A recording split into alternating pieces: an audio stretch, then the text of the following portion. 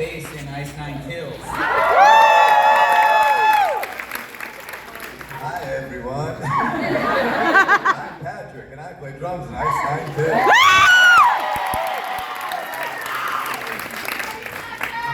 Hi, I'm Chris. I also play guitar in Ice Nine Kills with Rick. I'm Rick. I've been playing guitar for 5 years.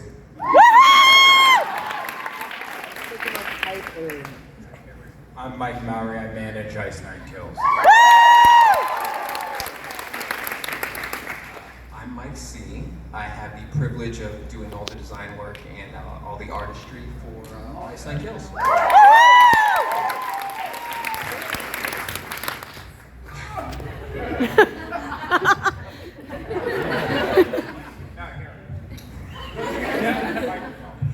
I'm Steve Sopchak. I write music and record Ice Nine Kills. I'm Spencer and I kill people.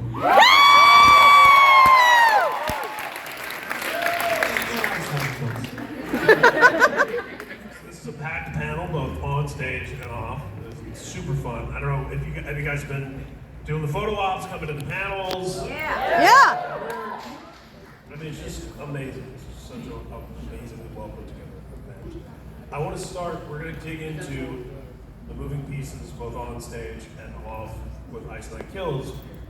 But I want to start and share a little bit from each of you about what this experience has been like this weekend. It's just like, you know, it's the last panel, the last day of the convention. So we can start with RM, come back down. What's this been like? I mean, a lot. So it's nice to be able to speak to you guys in a normal voice instead of like shrieking into a microphone.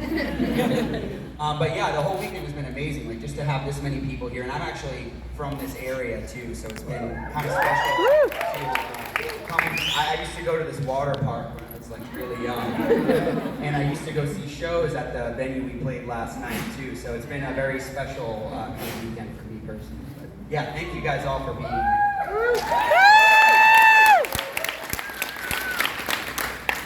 Yeah, it's been wild. You guys are absolutely wild. Especially intermingling with the other events that were happening at this hotel. I love, like, we were the biggest group of wedding crashers probably ever. Just, really, it's been an absolute privilege to be part of this. Oh, thank you. This inaugural Silver Screen Con. So give yourselves a round of applause because it's awesome. I feel like at some point things are going to get redundant up here. There's going to be a lot of thank yous and a lot of this is cool and whatever. Look, I'm used to just playing guitar, so this whole thing is pretty weird for me. But y'all are cool, and some of you guys know who I am, despite the fact that I'm not in anything yet. So that's been nice. That feels good. It's a nice little boost for me. Thanks. You guys are cool. I think we all saw you last night, if I'm not mistaken. Yes?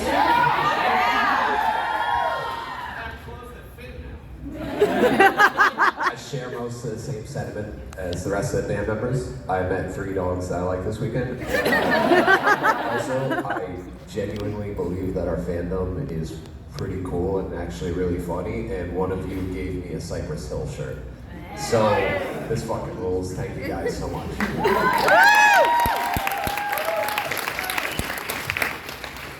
It's really been amazing for me. Spencer and I talked about doing this when we went to Astronomicon a year ago, and Ryan's already thanked Mike and George. If you guys don't know them, they're just the brains behind it. Well, Spencer's the brains behind it. They're the muscle behind it, and have really helped his vision come to life. And I work with all of these guys on a daily basis, so it's just really fun for me, and we go get to hang out and have a blast. So, and I got to talk to many of you in the elevators and in the lobbies. So. Thank you. This is such a wonderful, wonderful example of what a true fan base is. Thanks.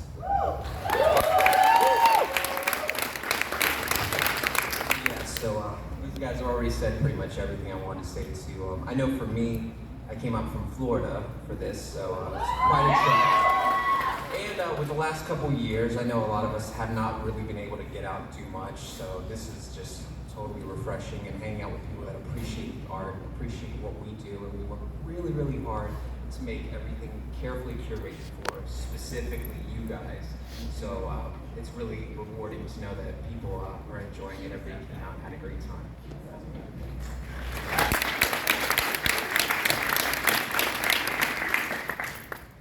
Yeah, for me, being a behind-the-scenes guy, it's just cool to see this come together in a way that is so uniting and powerful and big.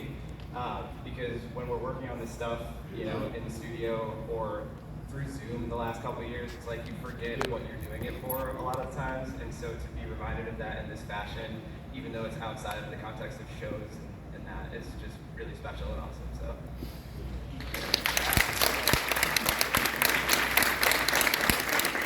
Yeah, just to reiterate what everyone else said, and being from this area, I grew up going to something called Spooky World. I don't know if you guys I went there when I was 5 or 6 years old. In the first 2 years, it was a scream park in Berlin, Mass, and I was actually too scared to go in the first 2 years. So my parents drove me all the way there, and we had to drive all the way back because they scared the shit out of me. But I met, people like Kane Hodder at Spooky World, and so this is such a full circle moment for me, for us to be out here doing our thing and having you guys be so supportive. So give yourselves a round of applause. And so many people come up to us and they say things like, we help them or we save them, and I used to not really understand it because we're writing songs about cutting people's heads off. But the more and more I realize it's an escape from reality. That's what horror is. That's what metal is, and that's what these conventions are. So if we can help provide that escape for you guys, that makes me smile.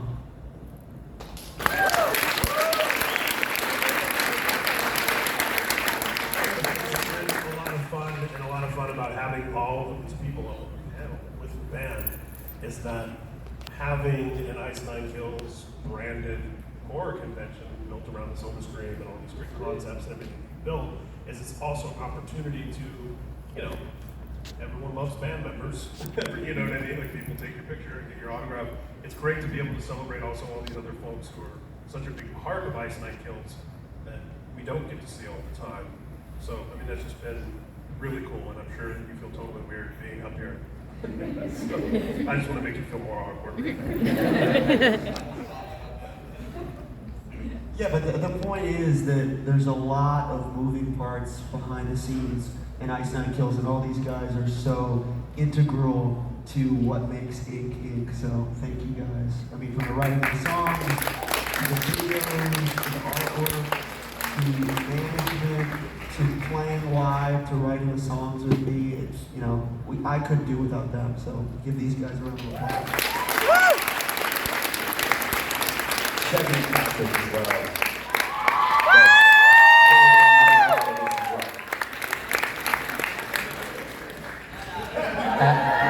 Adam, you're fine. I want to say I also met a really cool dog yesterday. Oh, the white one. Yeah. He's my new screen. It's amazing. Bam Bam was here for the cosplay contest, and I wanted Bam Bam to win, but You see that one right there, right? that dog's got its own. Hey, he's been to 3 of our shows. Can't hear shit. Next year we need to have a dog on the panel. Dog panel. I have just the one. Let's talk about that collaboration that happens in the lyric writing process. You can see right next to you, we talked about that, and songwriting, and then I kind of want to go around and talk about with each of the behind the scenes people, what that collaborative process is like and what it brings to the table. Absolutely. Steve, you and I have been working together now more than 10 years, I would say, at this point. Yeah. 12 years. 2009. Yeah. And I think we share a lot of the same hopes in terms of we love metaphors, we love alliterations, puns. And the writing process for our lyrics, it's become like almost a sport, Tell us a little bit about it. Yeah, I think we definitely get competitive as to who can come up with like the bumper sticker line or the slap in the face of whatever the end of a chorus is going to be. What's going to be the most important way to say things. And it's just been so fun to kind of, I mean, I always think about, like, if anybody ever Googled my search history, you know, saw my Google search history, how many different ways can you say murder and stab and bludgeon and all these things? And, What can you rhyme innards with? so yeah, it's always been fun, but I think one of the most rewarding parts about the collaboration is just every time we do it, the goal is to just one-up ourselves, and I think we hold each other to that standard, so it's just been super fun to do that. And I think we came up with the mantra, like, I want to say, maybe when we were doing every trick in the book, we wanted to make every line tattooable. Yes, exactly. And so seeing so many of you guys with these lyrics, you know, inked, no pun intended, on their body. The pun was intended. Oh, it is intentional. It means a lot to us, and so thank you. Thank you for appreciating it, and thank you for writing them.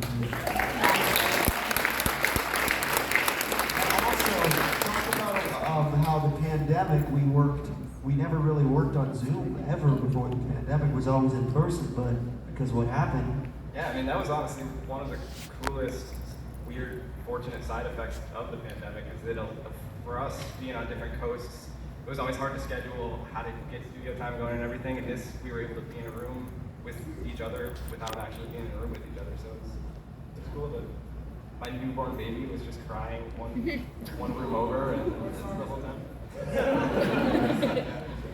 But yeah, no, it was a different way to work, but definitely a equally rewarding and cool way to do it.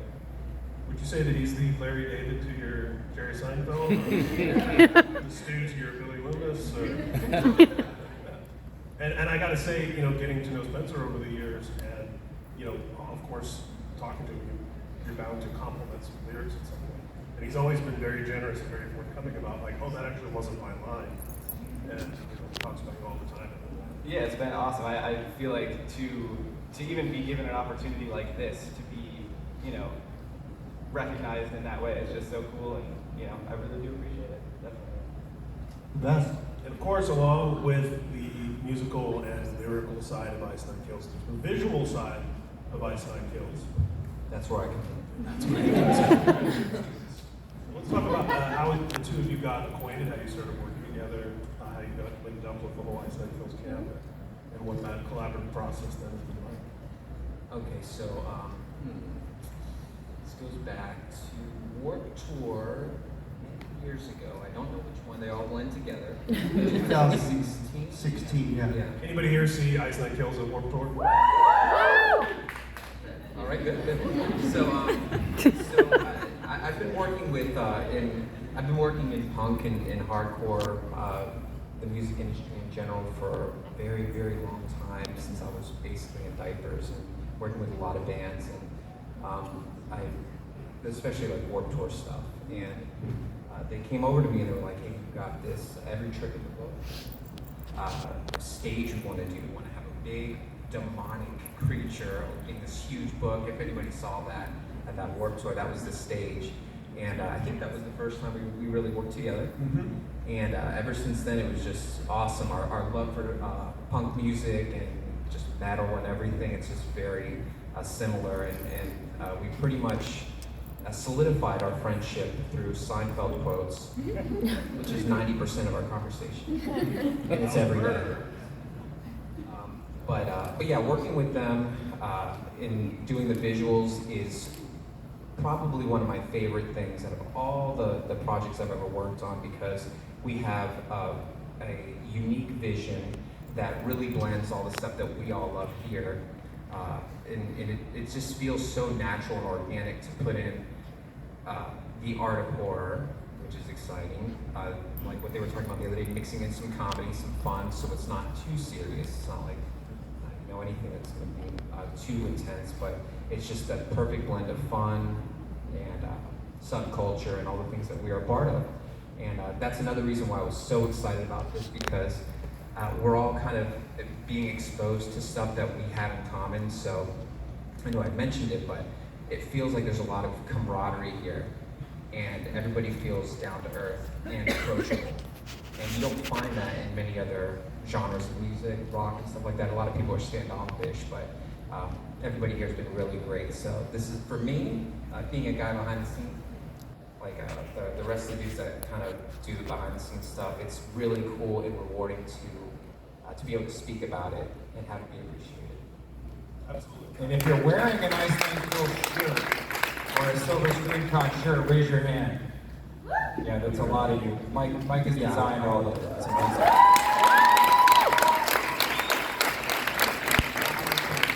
I'm trying to take over this thing, but another fun Take thing. it over, Mike.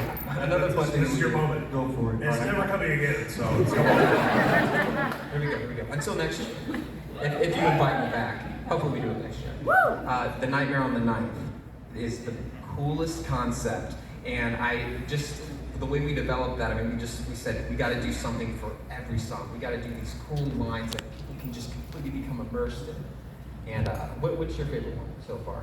Oh man, I think maybe funeral arrangements.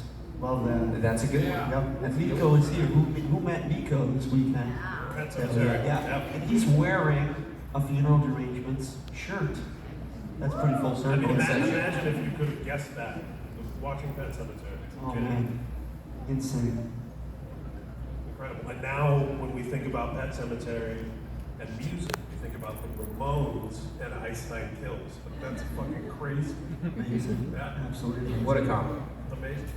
And you brought up something, Mike, that I want to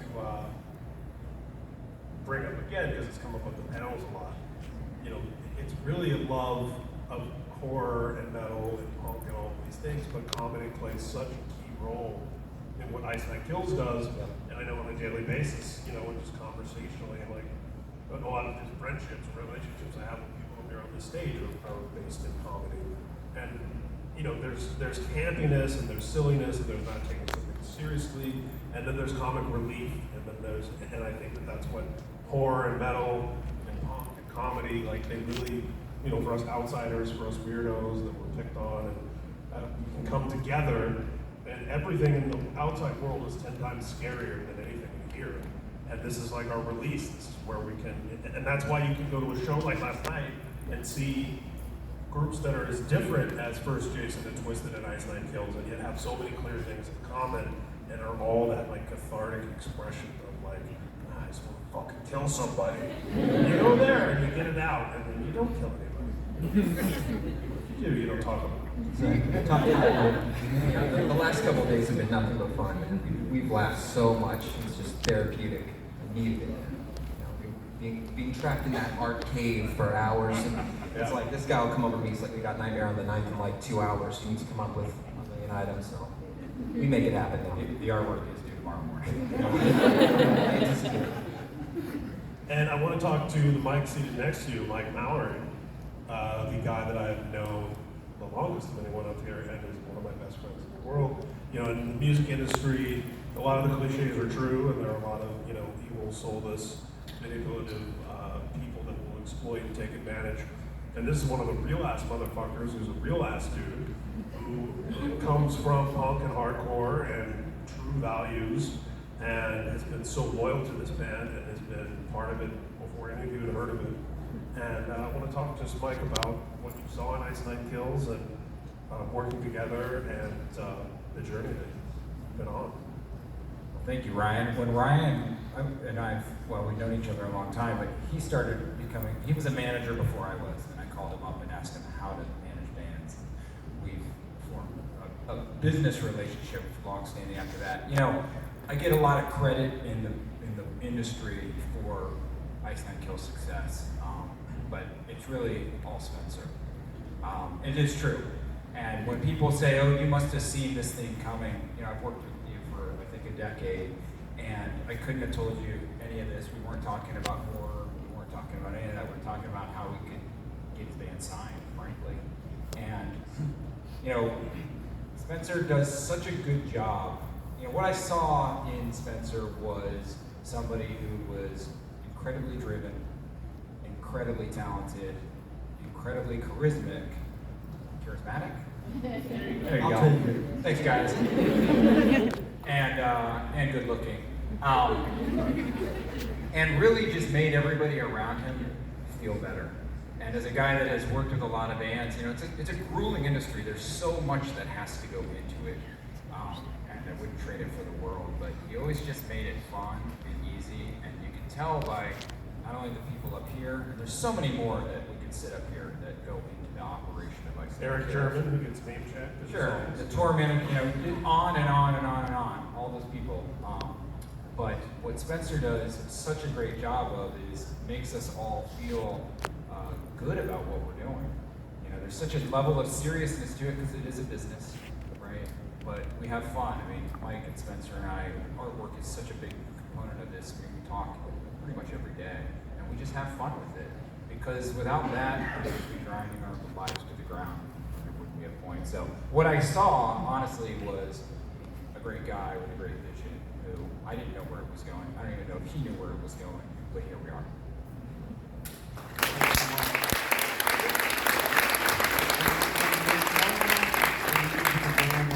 Sign the band. This was the only guy that believed in it, so give it a hand.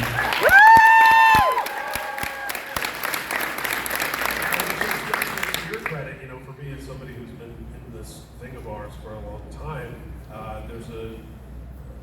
it's sometimes even understandable, but there's this repeating phenomenon that happens when a band, no one believes in you, and you have somebody like Mike who comes along, and then things are happening, and the band starts taking off, getting momentum. That's when all of a sudden all these people who didn't believe in you before come out of the woodwork, and they're like, hey, now I believe in you, now let's get together. And you've been so loyal to, all the people up here, and Mike being one of them, that no matter how big the band has gotten, your crew, your team, your friends, your childhood friends, all these people that you bring along, and I think that is going to prove to be longevity where we're going to be at Silverstream Con 15 because you've done it that way. Well, thank you so much. I appreciate that. There's no question there. Yeah, I'm going to answer it anyway. But yeah, I think for me, finding people like Mike said that you can have fun with, so it's not a job. When you love what you do, when you love the people you work with, it's incredible. And I'm very thankful for everyone out here, Mike, all the Mikes, Steve, everyone down there at the end of the table. Because as I said earlier, couldn't do it without them. Absolutely. I know we keep applauding, but it's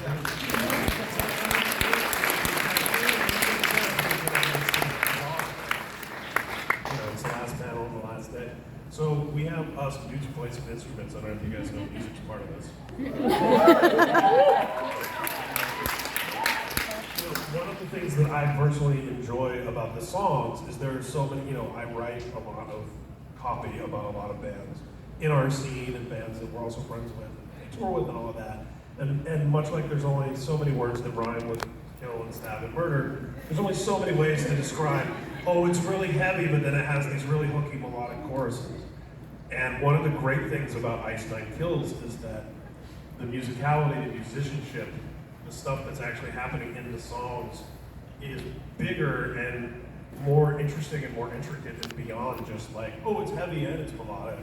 I mean, it is those things, but there's so much nuance and so many things that you can tune into and pick out different little things that are happening, that this is a band where people who might not even care about horror, who just want to shred a guitar, can come and watch you guys shred it, like you did last night.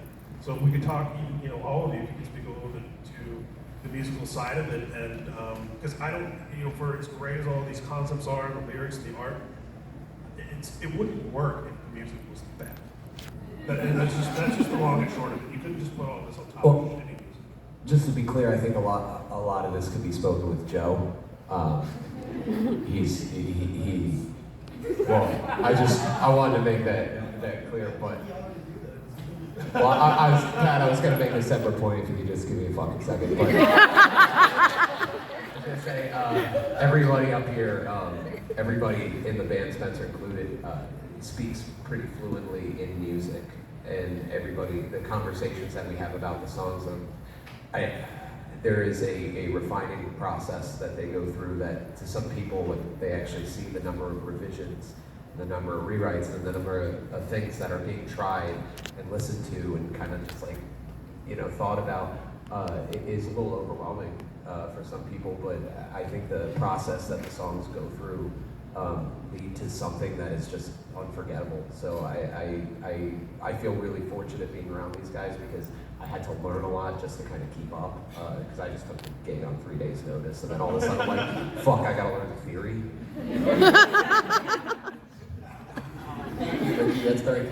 But I think you guys definitely hold your own and have contributed quite a bit. so yeah, but yeah, I think that, you know, what's super unique to me about writing for this band and working with Spencer so closely is like, I've never really worked on writing a song that isn't just a song that exists on its own for the sake of a song. It represents something bigger than that, right? Like, there's more people that are gonna know the Friday the 13th franchises than are probably gonna hear our song. Hopefully that changes, right? But to write a song with that in mind and make sure you're paying homage to that film in the right way and that it's identifiable. And for any of the songs we worked on the newest album, which is where I was able to help contribute, it's such a different challenge, and it's really rewarding, and it makes it a lot more fun. It's like we were working on how do we make sure that it sounds like this small child is getting hit by a massive truck. Right? And those are like the moments that I'll remember because it's so unique and interesting, and it's rewarding in a different way of being like, wow, that was a catchy part. It's like, wow, that is like terrifying, and that child definitely got destroyed by a truck. Because of Ice Nine Kills, tell them about the file that you have on the folder you have on your computer. Yeah, this has been, it's also been kind of like a therapy session type stuff for me because I kind of have a fear of knives, and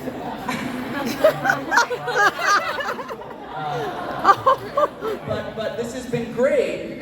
It's been really good because now I have folders.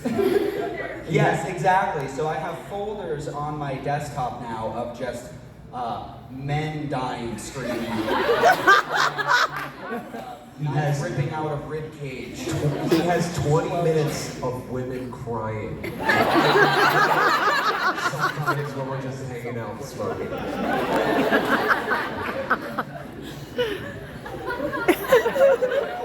That's going to be a bonus track on the next record.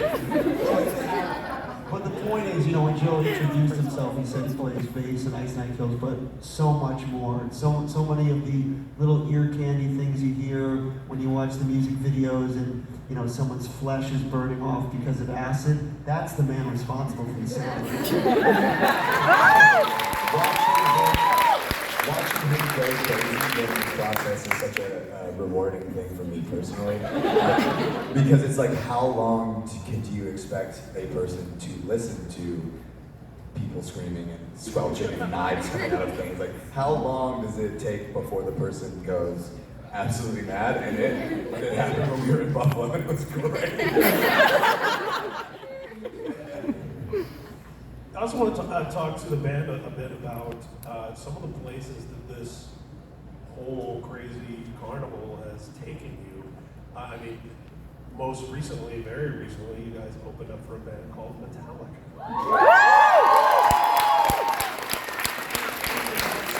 You know, this hadn't happened yet at the time those shows were booked, but for that to coincide with this pop cultural moment with Master of Puppets and Stranger Things, and you know, just people kind of a new generation discovering this band we all love.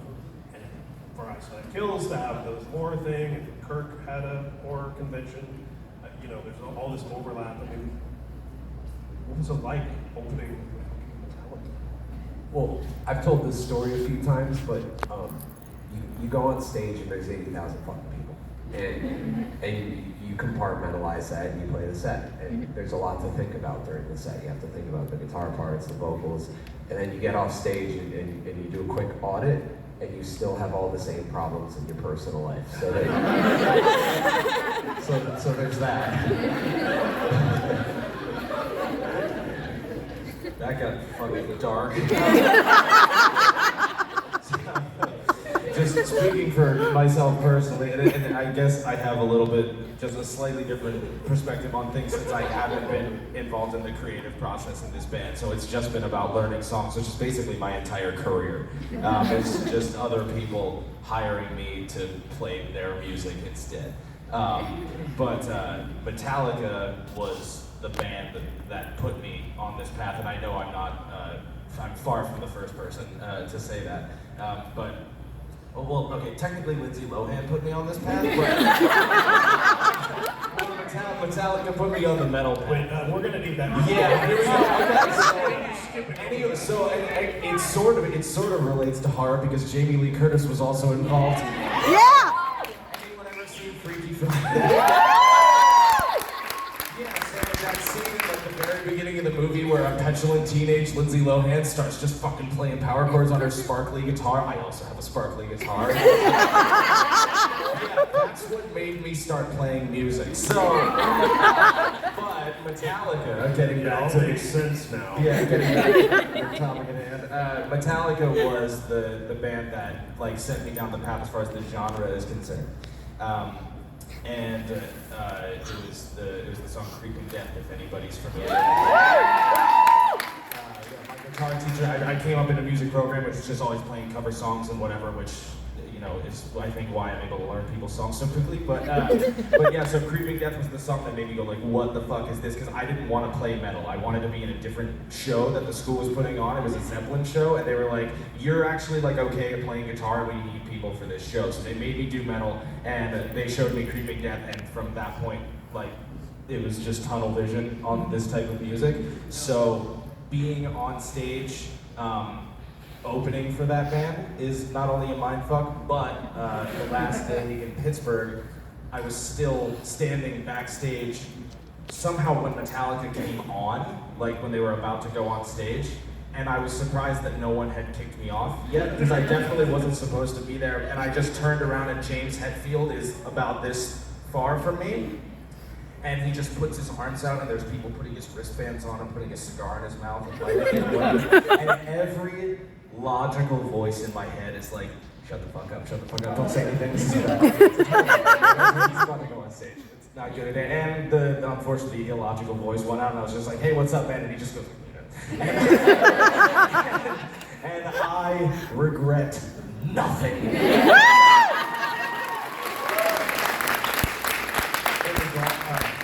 I'd like to add it was awesome. I was going to add that at the end of the story. Total mindfuck, very, very cool. Yeah. The first show that we did with them in Vegas was an absolute, just unbelievable experience because it was a brand new football stadium, like really, really awesome venue, and it's like your first time playing a stadium, so it's very nerve-ridden and kind of anxious, but really excited. And coming off of that, and then 6 months later playing in Buffalo, where I'm from, very, very just unforgettable experience being in the Bills stadium, having my whole family and all my friends there to kind of people that haven't seen us play since 2019, being able to see us on the big stage like that. It's really cool that Spencer's put together a group of musicians that all came from just as hard working touring bands, and that's all kind of how we came together, was through that, and he kind of has assembled this team of people that we feel really special to be part of it, and because of something like that, now we're playing gigs with Metallica and doing our own fucking conventions and stuff. So it's really, really awesome to be part of it, especially in the live aspect of it. And I remember getting the call from our agent, Eric Powell, and he's like, do you want to play in Vegas where the Raiders play with Metallica? I thought he was fucking. And then when I found out he was, I was like, gee, let me think, let me see what's on the schedule. That might have something else that day. Yeah. A dental appointment or something. But yeah, I mean, for me, growing up, learning guitar, Metallica, those were the riffs that you wanted to learn. I remember getting like a VHS tape about how to play like Metallica. And so, going to see them at the Boston Garden in '97 with my dad, and then, getting the opportunity, getting that call was like the ultimate, like, wow, I can't believe this is really happening. And yeah, I'm so thankful, because really, it's because of, people like you that support us, buy the merchandise, come to these concerts, and you're showing the music industry that the psychos out there are a force to be fucking reckoned with. and that's why it happened. So thank you to you guys.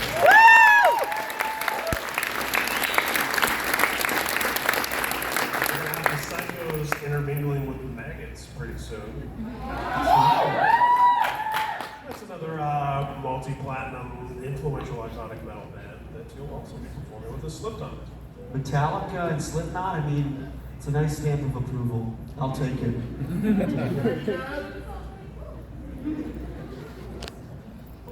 Was that Dave Mustaine? Is he here? It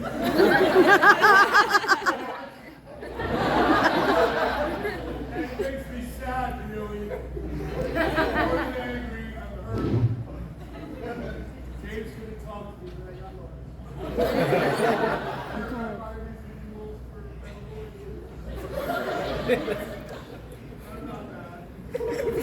my eyesight killed.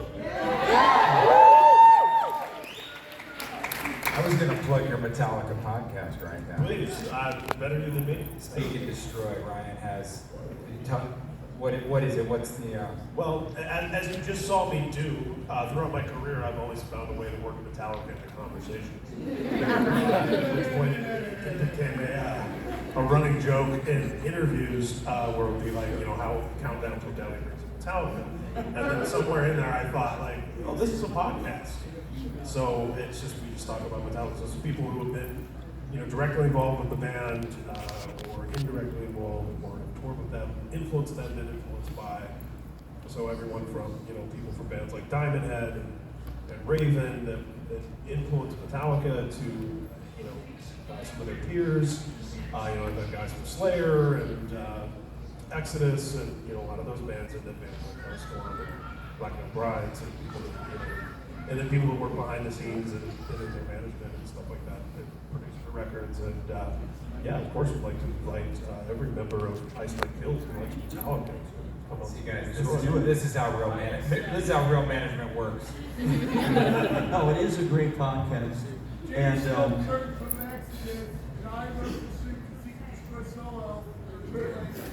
but one of the things that was really inspiring about Metallica for me, sort of struggling along in a band that no one wanted to sign, is that I always remember hearing the story that, the music industry thought Metallica was too punk for the metal kids and too metal for the punk kids. And they had to sign to a very small label called Megaforce because no one would sign Metallica. So anytime, I thought about hanging it up or, we're not gonna make it, or we're not good enough, I would think about things like that. So to be able to play with them and be in their universe, it's incredible. That's amazing. Yeah, and rest in peace to the great Johnny Z, who I was able to have on the podcast before he passed away. And Marsha Z, who are the two who have Megaforce, and are those, people like the Mike Mountains of the world who see something in something that nobody else sees and has that belief and that passion to, we had the guys from Twisted up here at the panel just before this, and talking to them, 25 years of Twisted, they were like, we like horror movies and we like to rap about serial killers and murder and we're rappers and for so many years of like, what? And then they add metal into the thing and now being somewhere like the Silver Scream Con where we celebrate all this shit because we all love it. We're all part of it. Horror, metal, comedy, punk, rap. It's fucking beautiful.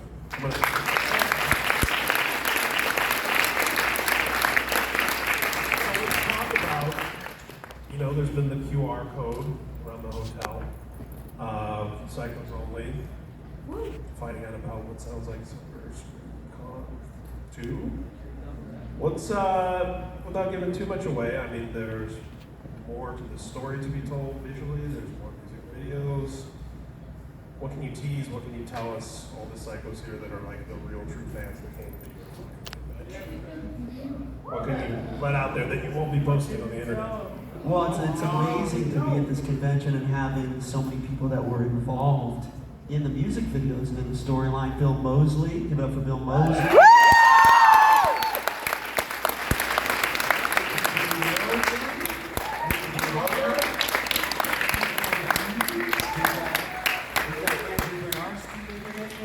In the video very soon. But it's so rewarding to be able to continue this storyline. Do you guys want more?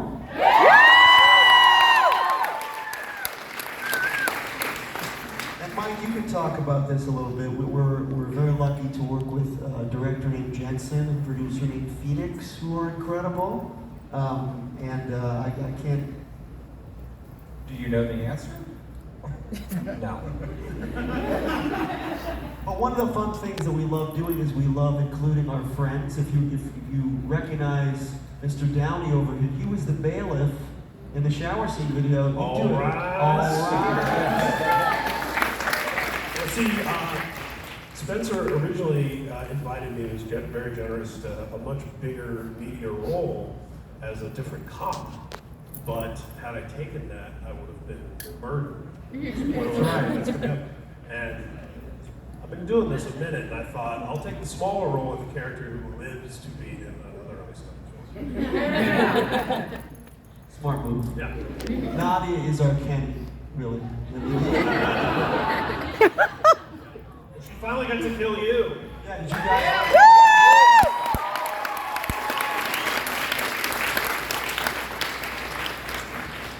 So when it comes to putting together the show that we saw last night, the visuals, the video, all the different music cues, all the things that you have to remember, the costume changes and all of that.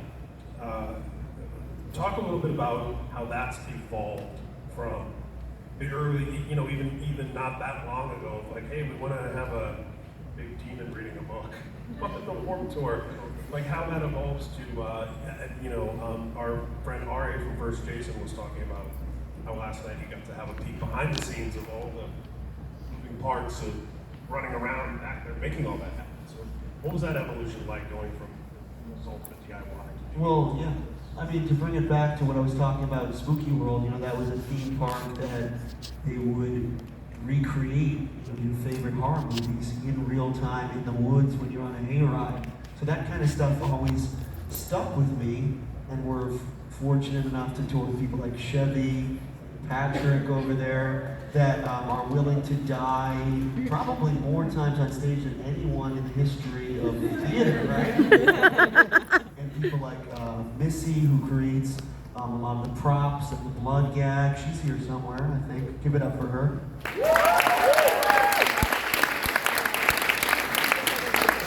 was always interested in not just horror movies, but like stuff like Les Miserables, Broadway, and theater, and how production and scene changes were so sort of eloquently done. I think that sort of just seeped into my subconscious, and it's been really cool to see it evolve from more of kind of like a high school musical level, not the Zac Efron, to really cutting someone's head off.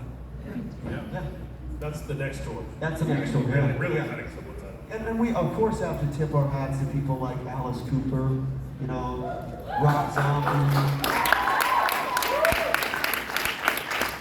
Those are the tours I remember going to when I was a kid, that it was more than just a band playing some songs on stage, which is obviously still badass, but that kind of show really stuck with me, and that's what we aspire to do, to have people leave the show thinking they really got not just their favorite songs, but an experience. Absolutely, and we love Iceland Kills for it. Let's do some questions from the audience. Let's plan. Hands are up. This handsome gentleman has a microphone. Go find you. Let me just say, tell us your name, but keep it to one question. And will you listen to my band? Can I have a picture? Will you marry me? Those aren't questions. Hi, my name is Emma. I'll be seeing you guys for the third time this year, actually, in November, when you hit Rochester up. I was wondering if the set list for the third leg of the Trinity tour is any different. I've been dying to see the Jiggs Up live. I'm just curious if you can give us any insight into what that's going to do. That's the big guy. Yeah. We usually get told like 2 days before the tour. I think we'll definitely try and add different songs into different legs, just to keep it fresh. So we'll see. That's a good thought. Yeah. We will be playing a new song we haven't played yet, for sure, on these next tours. And that was an example of a good question, everybody. Standard. There's more hands up. Where's the mic? There it is. Hi. I'm Ash from Pennsylvania. I've been following you guys for a long time, probably since I've been like 2015. And specifically for Spencer, you're the only remaining member of the OG band. So you spoke about how not a lot of record labels really would pick you up. I wanted to know if you believed in yourself. Like, of course, you wanted this to happen, but did you ever think that you would be hosting your own con? And did your family and friends like support you in that and also believe in you guys? No, great question. When I was a little kid, my parents would always tell me, Spencer, you're relentless. If I wanted something, whether it was to watch Halloween for the first time or to get a paintball gun, I just wouldn't shut the fuck up. So I think that's just sort of the makeup of my personality, that I just sort of refused to believe that I wasn't going to be able to do what I wanted to do with my life. And I just kind of kept trucking through it. Stories like, you know, what I shared about Metallica not being able to get a record deal kind of kept me going. And yeah, you gotta believe in yourself. And you know, I wasn't gonna let someone else tell me that I couldn't do something that I wanted to do with my life. And I was lucky enough to have parents that really supported me. I come from a family where, you know, not going to college, not following like the scholarly route is odd, a little bit of the black sheep. But I think once we got the call to play with Metallica, they're like, all right, you made the right decision. And for those of you who don't know, Spencer's mom and sister were here yesterday. Very proud family. All right, yes, he believed in himself. More questions. Hey there. I just saw you in Buffalo a few weeks ago. Yep, I saw your opening. 15th row, right? No, the Bills Stadium. Oh, okay. So my question here is, I followed you because of how you do references to horror movies. Like my two favorite ones being A Great Mistake, which did The Crow, and Rainy Day, which did Resident Evil. My question is, why, who or what determines the movies that you make songs about? Because there are many other, because don't get me wrong, I definitely like the movies that you've covered, like Nightmare on Elm Street, Friday the 13th, and all of that. Those are unexpected, but there are many others like Alien, The Ring, The Grudge, Gremlins, Jewel and the Grudge. Hire this guy? The question is, why haven't you written a song about every horror movie yet? Well, it's not that. I'm sure you've definitely heard of you've seen most of those movies. But what determined, like, which movies we should select for this kind of album? Because they seem to be like concept albums. Oh, that's a good question. It really comes down to, before the album was created, I basically form a master list of all my favorite movies. And what I would try to do is make sure that we're not doing two movies that are too similar. And if we are, you know, there's a lot of parallels, for instance, between Friday the 13th and Halloween. You know, Friday the 13th came in the wake of Halloween. But when we do two songs like that, you got to change the perspective. So Stabbing in the Dark about Halloween is from Michael's perspective. So the way we could, you know, justify doing Friday the 13th, let's do it from the dead camp counselor's perspective. So to answer your question, I think it just comes down to which movies we think are going to make the most compelling songs.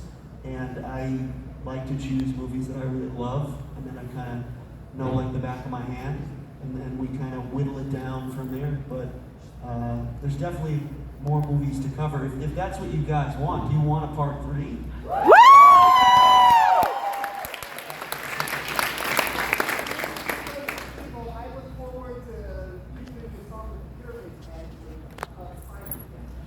Okay. Oh, hell yeah! There was talk of Stranger Things. Yeah! Sandler EP, but Happy Gilmore. Crazy nights. Yeah. More questions? How you doing? My name is Jose. Nice to meet you guys. I know you made songs like Rainy Day, but I've also heard that you made a collab with the video game Player Unknown Battlegrounds. And it got me thinking, do you guys ever think about, like, don't get me wrong, I love horror movies, but you ever thought about doing horror games? Like really famous ones out there like Five Nights at Freddy's or maybe... Oh, yeah. I've got like video game tattoos and shit, so I can talk about this pretty open. I recommended it, and I'm gonna start showing them some of the good ones. So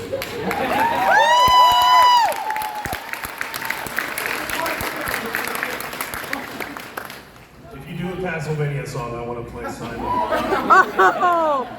One thing I will say, everyone on this panel is incredibly passionate about what we love. And I think that kind of passion really comes through in the songs that we do, in the movies that we choose. So I would never want to do anything that I didn't, at my core, love to death. So, but I will start playing video games just for you guys. Donkey Kong. More questions. Hello, my name is Dawn. I'm local. I'm from Massachusetts. Back here. Spencer, you've done a lot of amazing collaborations with some great artists. I want to know who would be your dream artist to collaborate with if you haven't already. Rob Zombie.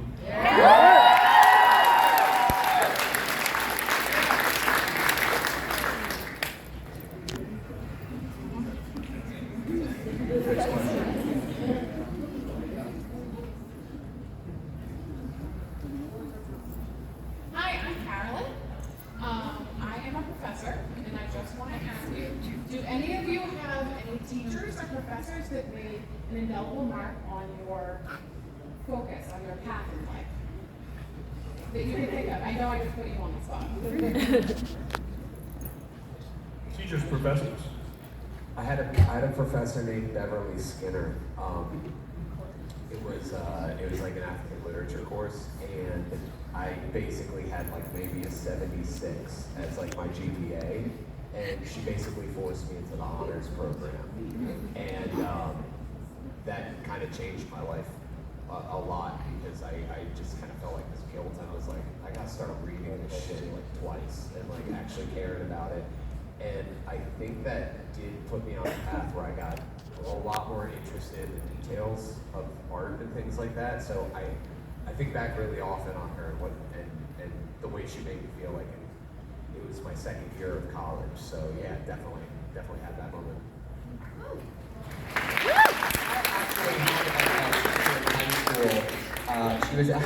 She was my gym teacher and also like sex ed teacher.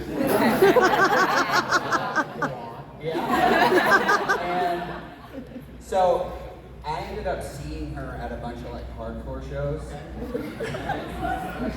and then found out.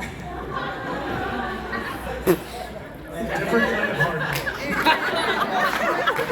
Guitarist of like this hardcore band that I was obsessed with at the time. So we kind of became like friends. So yeah, I'd say like actually, but for real, like finding out my teachers were normal people and like had interests that were similar to mine, and we could like bond over those things. Like absolutely, that had an effect on like how I interacted with any other teachers I had.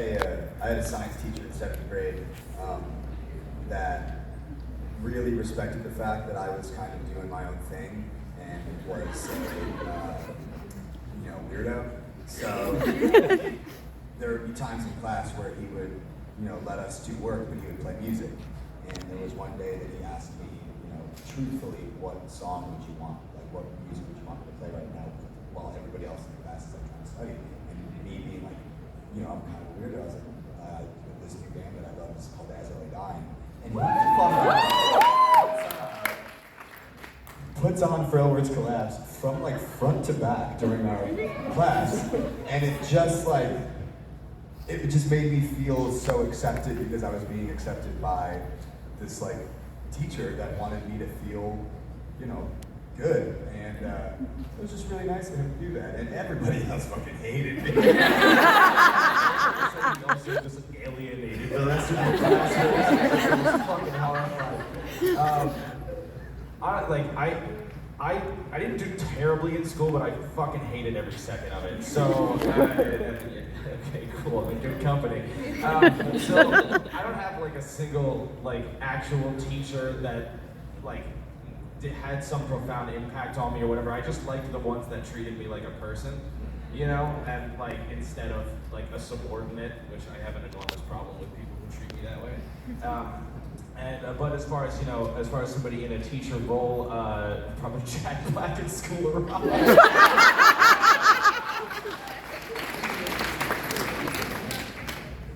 And your dream collaboration is Lindsay Lohan, right? Yes.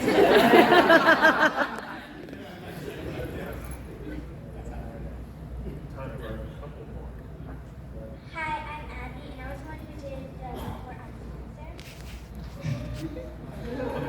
I just wanted to know what was like, have you ever gotten hurt on stage? And like, did you have to cancel the show? Adorable, by the way. Now I can think I got hurt on stage. We were playing in Tucson, Arizona, and I decided to jump off the stage.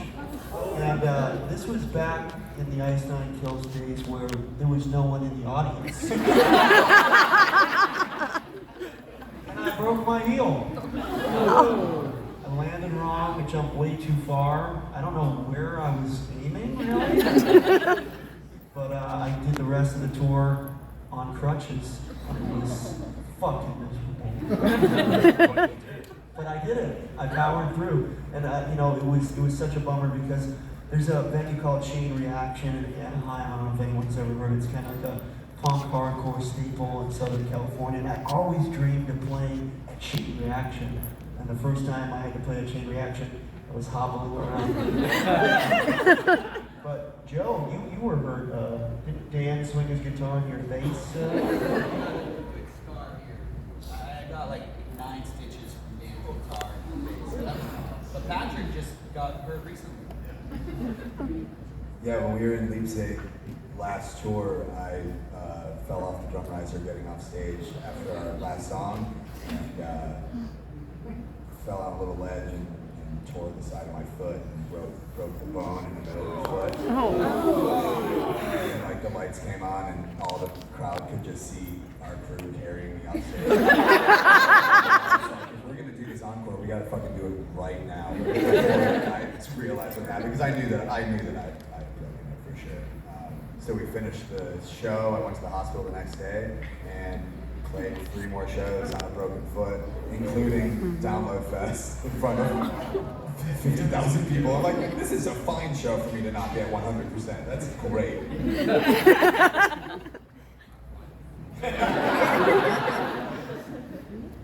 Hi, my name's Allie.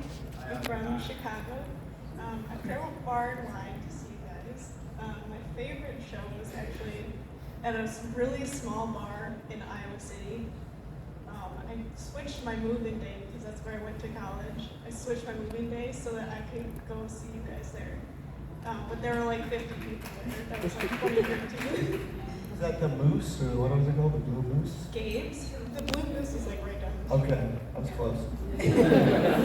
But my question is, what is your favorite venue that you've ever played? Allegiant Stadium. Because it holds 65,000 people. I would say Highmark Stadium in Buffalo, New York, because it holds like 70 Bills play there. Go Bills.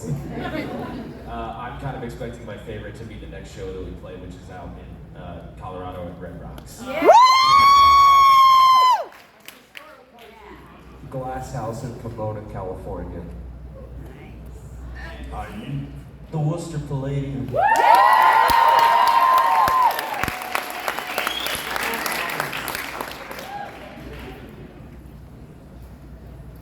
Couple more questions before they kick us out of here. So my name is name's Tyson. I'm from Colorado, and I'll be at Red Rocks in 2 days. So. Yeah. But I just have a question. I don't know if anyone else is wondering. I'm wearing a Greatest Story Ever Told hoodie, so I was wondering if you would ever do like a throwback tour or like a rewind tour, like do all the favorites like over the years that people maybe never got to see or like hear live. No. I think it's definitely possible. You guys want that? Give the people what they want. If not, that karaoke with some of those songs was pretty sick. Hi, my name's Mary. First, I want to thank you guys because without you guys and your last tour, I met my current boyfriend at that show. So thank you for that. You guys have given me my little demented ginger. But my question for you is, speaking of live shows, it's a question for every band member. What is your favorite song to perform live? Whether it's one that you've played recently, one that you maybe want to even perform live but haven't yet.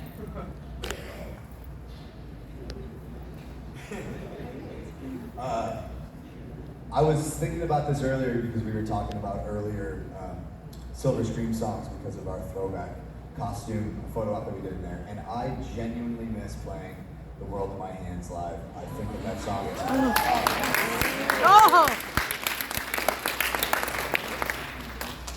This always changes for me, I feel like every time someone asks, but I had a lot of fun playing Funeral Arrangements last night.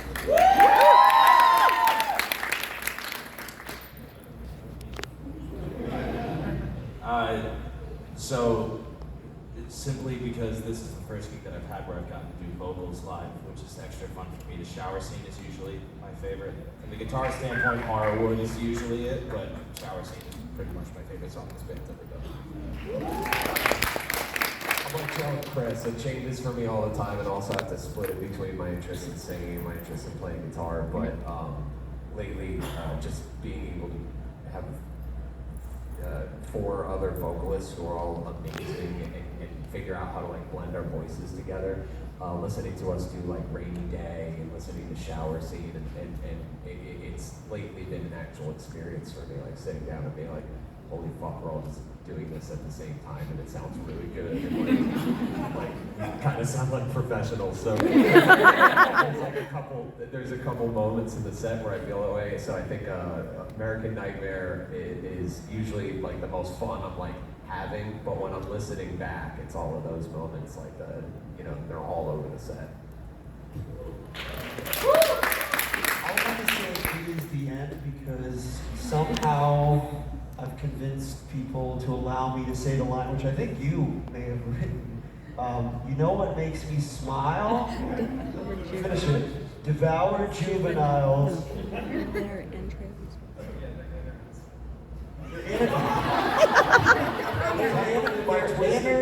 Their innards tangled in my twisted grin. So, I love this.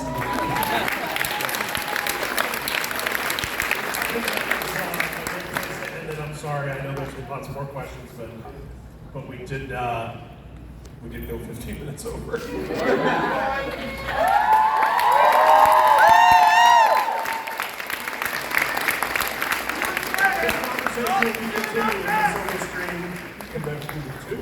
That's right, baby.